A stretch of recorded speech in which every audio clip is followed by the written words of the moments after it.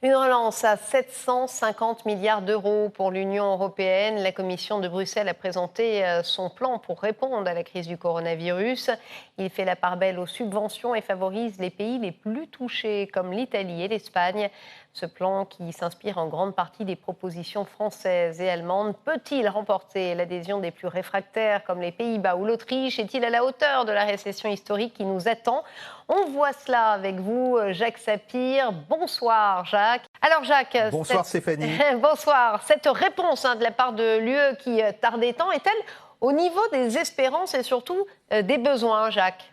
Non, absolument pas. Vous savez, si on compare avec ce que font, par exemple, les autres grands pays, que ce soit la Chine ou que ce soit les États-Unis, eh bien, les sommes qui sont en jeu sont très faibles. Pour l'Union européenne, on est actuellement autour de 3% du PIB, alors qu'on est entre 7 et 10% pour le plan de relance seulement. Je ne parle pas des plans d'accompagnement de la crise, mais pour le plan de relance seulement, on est entre 7 et 10% du PIB en Chine et aux États-Unis. Alors oui, on voit bien. Il y a un gros problème. Maintenant, le plan franco-allemand, qui a été présenté le lundi 18 mai, eh bien, il propose 540 milliards, ce qui n'est pas rien, évidemment, puisque ça viendrait s'ajouter aux 500 milliards qui étaient déjà prévus. Mais ces 540 milliards, eh bien, il va s'agir essentiellement de transfert budgétaire, puisque c'est de l'argent que la Commission de Bruxelles lèverait directement sur les marchés. Le problème, c'est qu'évidemment, cette proposition a provoqué une crispation chez les pays du Nord, ce qu'on appelle les 4 frugaux, la Hollande, la Suède, le Danemark, et l'Autriche, et que évidemment, eh bien, on est parti dans un cycle de négociation. On peut même parler qu'on est parti pour un nouveau cycle des faux-semblants. Alors Jacques, commençons par la proposition franco-allemande faite avant ce plan de relance. De quoi s'agissait-il ? Il faut savoir que cette proposition, c'était déjà un compromis. La France, elle, voulait un plan à 1500 milliards. L'Allemagne a dit non, mais elle a accepté, et ça c'est un point effectivement très important, elle a accepté une forme de mutualisation des dettes, ce qu'elle avait complètement refusé auparavant. Alors, ce plan de 500 milliards, c'est de l'argent qui viendra d'un endettement de la Commission européenne. Cet argent sera redistribué aux pays qui en ont le plus besoin. Il sera redistribué sous la forme de subventions budgétaires, ce qui équivaut à en faire quasiment des dons. Et puis, bien entendu, au niveau du remboursement, eh bien, si jamais ces sommes sont remboursées, parce qu'il n'est pas du tout sûr qu'elles soient remboursées, eh bien, si jamais ces sommes doivent être un jour remboursées, elles le seront essentiellement par des contributions au budget, ce qui veut dire que ce nouvel endettement ne viendra pas s'inscrire dans l'endettement déjà pris par ces différents pays. Ça ne viendra pas sur le fameux ratio dette sur PIB qui est si important pour certains pays. On pense notamment à l'Italie. Pourtant, cette proposition, Jacques, n'a pas fait plaisir à tout le monde. Oh que non, Stéphanie, oh que non. Eh bien, si vous voulez, donc les 4 pays que j'ai cités, ce qu'on appelle les 4 frugaux, ont immédiatement réagi. Au-delà, il faut voir qu'il y a peut-être eu une maladresse dans la manière dont ce plan a été présenté, parce que à faire un plan entre la France et l'Allemagne, à ne pas associer d'autres pays, qui sont des pays importants. Hein. L'Italie, 3e, maintenant c'est la 3e économie de l'Union européenne, l'Espagne, voire la Belgique ou le Portugal. À ne pas associer ces pays, on a donné l'impression que il y avait des pays qui étaient plus égaux que d'autres, pour reprendre la phrase d'Orwell, et que la France et l'Allemagne voulaient gouverner l'Union européenne. Alors, au-delà de cette maladresse, eh bien, il est clair qu'il y a une opposition des pays dits frugaux qui vraiment rejettent la dynamique globale de ce plan. Alors, ces pays dits frugaux, comme vous dites, que proposent-ils ? Alors, ces pays, et c'est ça qu'il faut comprendre, d'un côté, ils sont tout à fait d'accord sur l'idée d'un fonds de relance qui serait là lié aux circonstances tout à fait exceptionnelles que nous vivons. C'est pas là-dessus que se pose l'essentiel du problème. Eux, ce qu'ils proposent, c'est que on ait un plan qui soit en fait fondé sur des prêts ponctuels aux pays qui en ont le plus besoin. D'ailleurs, c'est un point important, ils ne mentionnent aucune somme. Donc ça, c'est déjà un point qu'il faut relever. Et si vous voulez, ces prêts ponctuels, eh bien, ils serviraient évidemment à faire des investissements dans les secteurs qui en ont le plus besoin, évidemment l'économie verte, la recherche, l'innovation, mais il serait soumis à l'engagement ferme pris par les pays qui contracteraient évidemment ces dettes, donc cet engagement ferme à mettre en œuvre des réformes et à rester de manière absolument stricte dans les clous de l'orthodoxie budgétaire. Et en quoi, Jacques, est-ce différent de la proposition franco-allemande alors ? Alors une première différence évidente, il n'est plus du tout question de dette mutualisée. Et là, on voit très bien, c'est une rupture avec ce que veulent ou ce que voudraient Paris et Berlin. Et puis il y a un autre problème, c'est que, si vous voulez, ce plan, eh bien, il fait référence aux grands principes fondamentaux de l'Union européenne. Et ces principes fondamentaux, ce sont exactement les mêmes que ceux qui sous-tendent le fameux mécanisme, si vous voulez, le mécanisme européen de stabilité, le MES.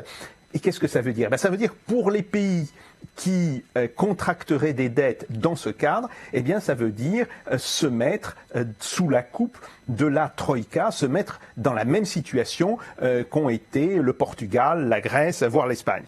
De plus, et c'est un point important, les 4 frugaux ne veulent pas que ce plan de relance soit d'une certaine manière pour l'éternité. Ils demandent que la période soit réduite à 2 ans et ils demandent surtout qu'il y ait une évaluation du risque financier que ceci ferait prendre à la Commission. Alors, est-ce tout pour les desiderata ? Malheureusement non. Ces pays ont même d'autres exigences. Alors ils ont des exigences très nettes en ce qui concerne le budget européen. Vous savez qu'on va devoir rediscuter du budget européen sur la période 2021-2027, d'ailleurs à cause de la crise que nous vivons actuellement. Et là encore, ils demandent à ce que ce soit des règles d'austérité et des règles de frugalité qui prévalent. Ils considèrent qu'il est dangereux que les pays de l'Union européenne, je dirais, s'habituent à des budgets trop importants. Et pour en revenir, Jacques, au plan de relance de la Commission, comment compte-t-elle le financer ? Alors, c'est un point intéressant. La Commission européenne a fait, mercredi dernier, a fait des propositions qui d'ailleurs s'inspirent assez largement des propositions qui avaient été faites par la France et l'Allemagne. Là encore, il s'agirait d'un emprunt que prendrait directement la Commission.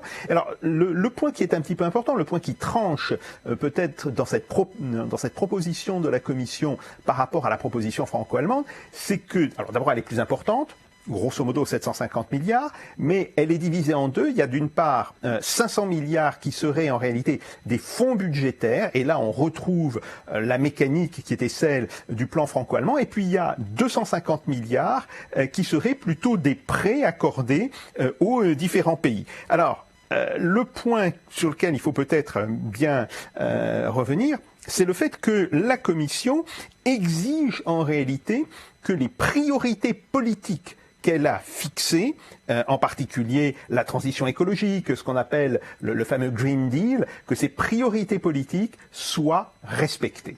Et d'autre part, il est clair qu'elle veut avancer sur cette idée de mutualisation des dettes. Alors, qu'est-ce que ça veut dire ? Ça veut dire qu'il n'y a pas là de point de compromis entre ce que proposent les 4 frugaux et ce que propose la Commission, que donc les débats vont être houleux et qu'il faudra de nombreuses réunions du Conseil européen pour pouvoir avancer sur cette question, si tant est que l'on avance. Mais Jacques, voyez-vous tout de même, avec tout ce que vous nous dites, un compromis avec ces 4 pays, ces 4 frugaux ?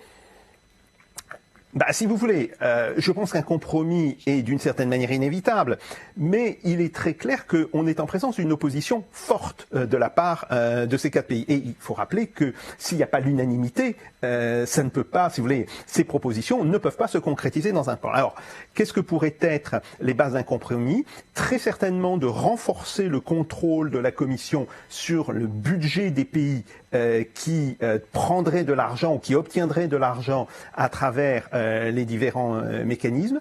Peut-être une réduction de l'endettement général de la Commission.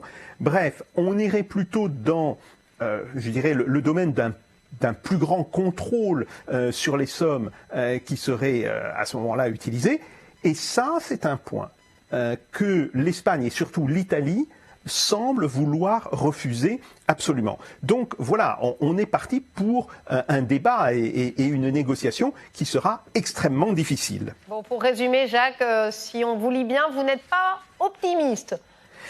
Hélas non, et je dois dire que je voudrais être optimiste, mais si vous regardez grosso modo les sommes qui sont en cause, bien, avec le plan franco-allemand, on est grosso modo autour de 1000 milliards d'euros.